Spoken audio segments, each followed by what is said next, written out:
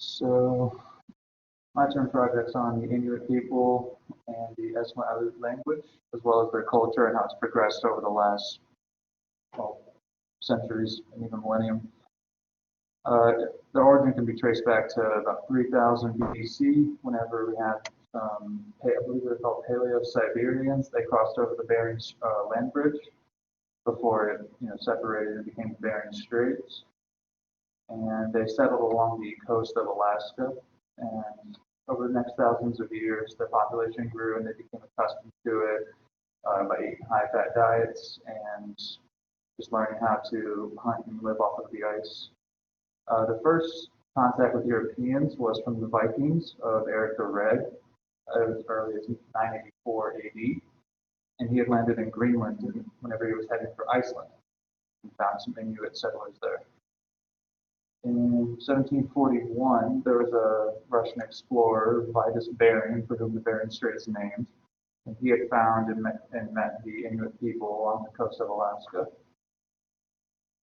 At the time, the population was around 40,000 strong. And due to that discovery, of course, led to more Russian interference and European interference with whale hunting, fur trading, and just overall hunting trade in general. It depleted their natural resources and caused their population to dwindle. They also suffered from a bunch of new diseases that they had never seen before, and I believe the population, I didn't write the number down, but I believe it was around 40% decline after the introduction of those new diseases. In 1867, the United States bought Alaska after the discovery of gold was there, and they also ended up finding a lot of oil and forced the native Inuit people there off of their land and towards the coast, where there wasn't a lot of oil and they could have the open land for themselves. Due to that move, poverty became a major factor in Inuit life. They, lost their economy, they lost their way of living after European and American people essentially commercialized it.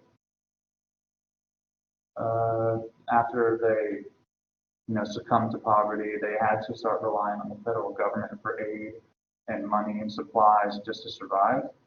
And so they started to be assimilated, assimilation and acculturation started to affect them heavily in the 1900s.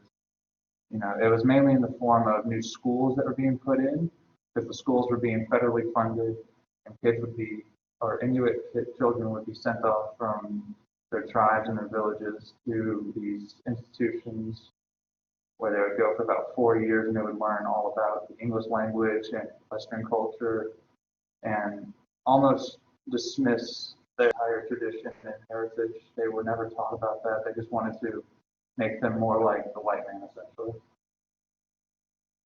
But since around the 70s, more activists and more Inuit government leaders started to speak up more and get more change going as far as keeping our traditions alive. And one of the biggest starts was with the schools. They started to be state-run but federally funded, so they could still teach the traditions and what's important to the people while still having money to survive, essentially. As far as communication goes, the Inuit have developed many forms of communication, both verbal and nonverbal. The verbal obviously being their many languages, and the languages do transition as far as where you are geographically. So, for example, you can have an Inuit who lives in the Alaskan territory or along the coast of Alaska, and they would have a very hard time communicating with Inuit people as far as Greenland, even.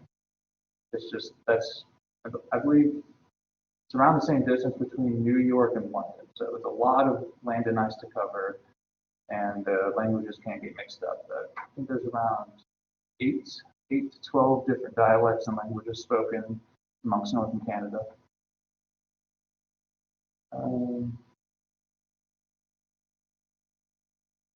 But a lot of the way that they do communicate their stories and their heritage is through song, dance, celebration, poetry, and art.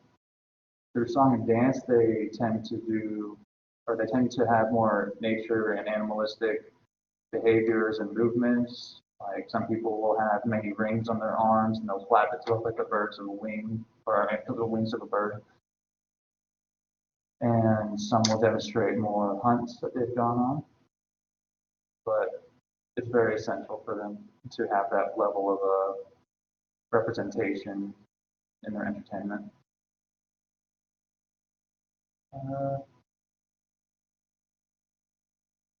The ways that they tell their stories are essential to what they call their, or what the book describes as their identity needs, which is the need to present ourselves to others and be thought of in a particular or desired way. And they want to keep that because their culture has been slowly diminishing over the last few decades, and they're trying very hard to get back on their feet.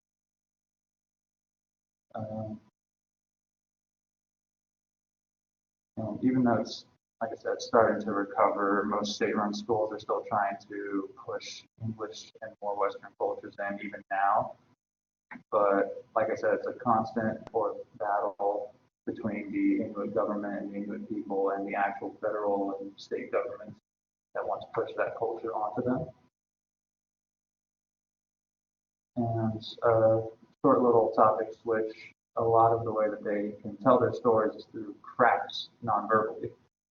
They will make carvings, they will make art, and a lot of the carvings will depict animals or tribesmen or even hunts. And they're very resourceful with their crafts. They tend to use, bones. They make bone carving. They'll make bone tools. They also use marble and there was one other resource that I can't remember, but bone and marble are two of the biggest ones they use.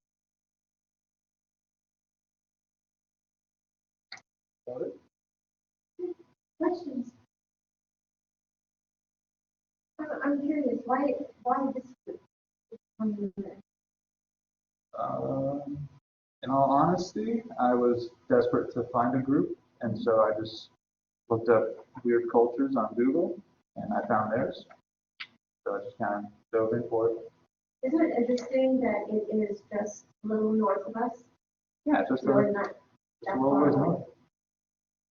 Did you see any comparisons, for instance, with, I mean, I see a lot, I was hoping you might see a lot of similarities between what you studied about the Inuits up there and even our Lumbee tribe here. Did you see? Oh yeah, there's a bunch of similarities between the Native Americans geographically. They're very spiritualistic with their religions. They're very tradition oriented, and they have both struggled to keep that tradition as far as like colonization and assimilation is gone. But they fought hard for it. Definitely, they all have. So, what's your words of wisdom to your classmates? If we were to communicate with any of our Native Americans or any of the Native Canadians, or what's the words of wisdom from your research? The biggest thing, as far as communicating to them, is to be respectful of their culture. They take everything very seriously, so they might describe something as like a spirit god or a wind god or a sun god. To us, that can sound like mythology or magic, but to them, it is a very serious, very real thing to them that they worship. And all in all, just be polite because most Native American communities are very welcoming. They're very inclusive, and as long as you respect what's theirs, they will respect you. Good. All right. Thank you. Cool. Good job. Good job. Both of you did a good job. All right. So, and what would your words of wisdom be for your classmates?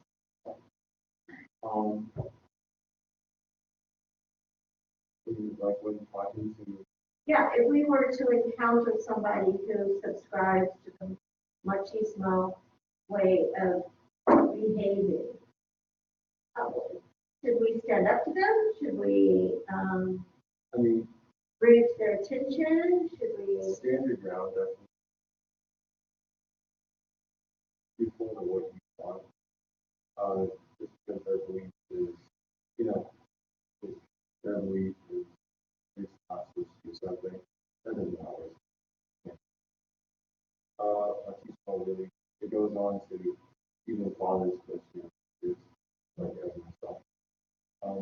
not saying nothing like that. The phone last night. I will wait that. Agreements definitely be bring on issues, but there's ways to get this done, like, yeah. All right, good jobs, good jobs. Okay, so the rest of you submitted your projects, right? Okay, I'm going to have you stick around, Ethan, to make sure I can get your stuff in there.